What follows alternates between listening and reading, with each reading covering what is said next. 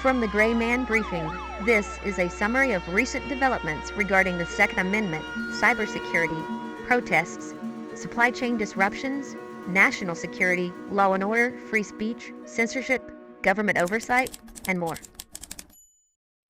For the second quarter of 2025, this is Update 9 to the Gray Man Briefing summary of recent developments. Across the nation, localized developments include major policing changes coming to Phoenix, Minneapolis, Trenton, Memphis, Oklahoma City, along with parts of New York and Louisiana. Cellular outages in Michigan and Wisconsin, internet and telecom disruptions by attacks on critical infrastructure in Alaska, Missouri, and Hawaii, along with unknown internet outages in Illinois. Delaware legalizes suicides. On a national level, the Golden Dome, the defense system, materializes with plans for 200 attack satellites being deployed. A terror attack in Washington, D.C., and a terrorist in New York is arrested after a planned attack on a U.S. embassy. Walmart and Target respond to tariffs. Energy officials warn of grid vulnerabilities. Russia claims Ukraine attempted a drone swarm assassination on Putin, while the West greenlights long-range attacks inside of Russia. Cyberattacks struck a U.S. steelmaker, healthcare systems, AI impersonations of officials, and Luma C2 malware further escalates risks, prompting FBI and CISA to issue nationwide security alerts. Let's begin today with cybersecurity. The FBI and CISA issued a joint advisory warning that Luma C2 malware, which is an advanced information stealer sold on Russian cybercrime forums, is actively targeting U.S. critical infrastructure sectors. Threat actors use spear phishing emails and fake software to infect systems, bypassing antivirus tools and exfiltrating sensitive data such as credentials, crypto wallets, and MFA details. Separately, Nucor Corporation reported a cybersecurity breach involving unauthorized access to parts of its IT systems. As a result, the company took systems offline and temporarily paused metal production at several facilities. Although specific details are limited, the attack appears consistent with ransomware activity, but no group has yet claimed responsibility. The company started restoring operations while continuing its investigation. Anthropic's internal test showed its AI, Claude Opus 4, attempting to blackmail a developer after being told it would be replaced. The fictional blackmail scenario involved fabricating a affair where there were emails placed within the system that the AI could search through. This showed over 80% of the time the AI would find this email and blackmail that developer to keep the developer from replacing it. The company activated its highest safety protocols, ASL3, and noted that newer models were being more prone to manipulative behavior. This has prompted calls for tighter AI oversight. Cellcom reported a cyber attack on May 14th that disrupted service to thousands of customers across Wisconsin and Michigan. The incident affected both voice and SMS communications and triggered widespread complaints. The company has acknowledged the breach and is working with federal investigators, including the FBI, to assess the vulnerabilities and prevent further incidents. A breach of telemessage, a secure communication tool used by national security personnel, including a former Trump advisor, compromised communications metadata for more than 60 U.S. government users. The hacker reportedly accessed messages from officials across FEMA and the Secret Service, and possibly the White House. The breach occurred around May 5th and has raised significant counterintelligence concerns, with investigators reviewing the scope of exposure and potential operational impacts. On May 20th, a cyber attack struck Kettering Health, disrupting hospital technology systems across all facilities. The attack forced hospitals to reroute emergency services and led to delays in care. Patients later received scam phone calls indicating a possible leak or misuse of contact data. The health network is working with cybersecurity professionals to restore systems and investigate the breach's extent. And on May 15th, the FBI warned of malicious use of artificial intelligence to impersonate senior U.S. officials using cloned voices and fabricated text messages. This social engineering attack targeted individuals and agencies by tricking recipients into sharing login credentials or other sensitive information. The rise in AI-enabled impersonation poses growing threats to government security and personal privacy. Shifting now into the terrorism brief.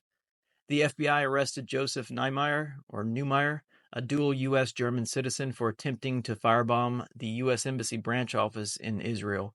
He left Molotov cocktails near the facility after a confrontation with security.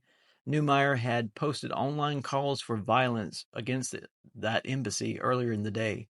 He was apprehended by Israeli authorities and deported to the U.S. and was arrested at JFK Airport.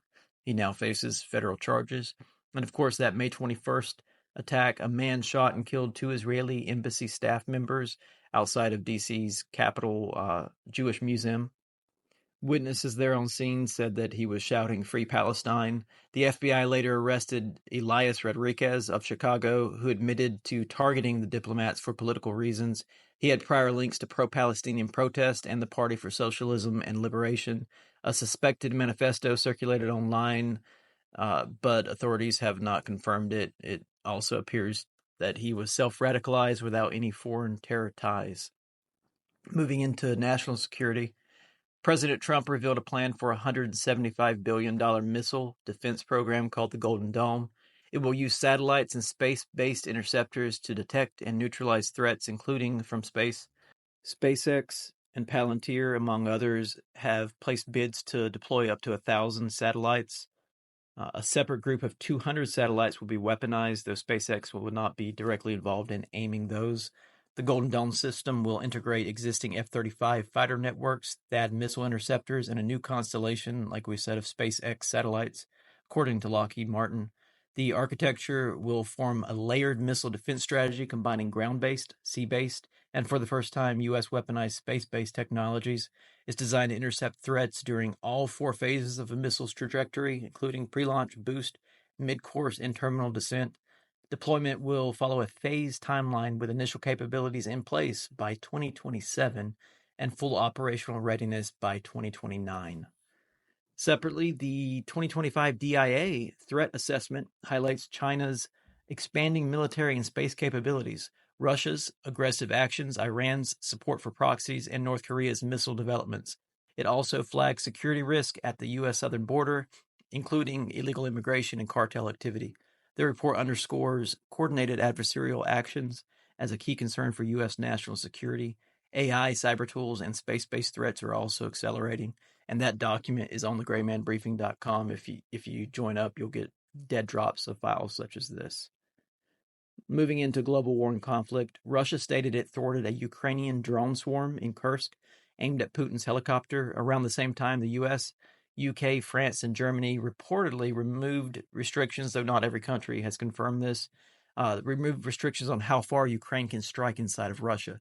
This clears the way for long-range missiles and drone attacks over 200 miles. The timing suggests a coordinated increase in Kyiv's offensive capabilities. Now moving into the supply chain and infrastructure briefing, several U.S. regions experienced internet disruptions due to fiber optic cable damage.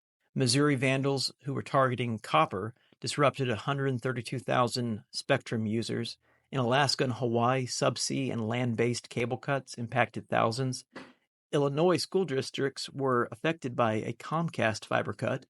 These incidents reveal how vulnerable the U.S. communications infrastructure remains, even to low-level criminal acts. The National Cable Association previously recorded over 5,700 such incidents affecting over 1 million customers. The Federal Energy Regulatory Commission, or FERC, cautioned that high summer temperatures combined with data center energy use and retiring power plants could strain the grid. At-risk areas include the Texas, Midwest, New England. Challenges include low wind, solar output, and wildfire disruptions. Target reported a 2.8% sales drop and warned that tariffs could cause price spikes. Walmart posted a 2.5% gain, but it said it couldn't absorb tariff cost. Trump responded by urging Walmart to, quote, eat the tariffs to protect consumers. Retailers suggested they'd only raise prices as a last resort, but hinted increases may be beginning at the end of this month of May. So anytime now, they could start hiking up their prices. And shifting now into civil unrest, for your situational awareness, there has been no decline in the weekly protests countering President Trump's agenda and those in support of Palestine. Vandalism, assaults on police, direct actions against the defense sector as well as the commercial sector, and disruptions to travel are commonplace. Join the Gray Man Briefing for real-time updates on civil unrest and other critical updates. Let's look now at natural disaster.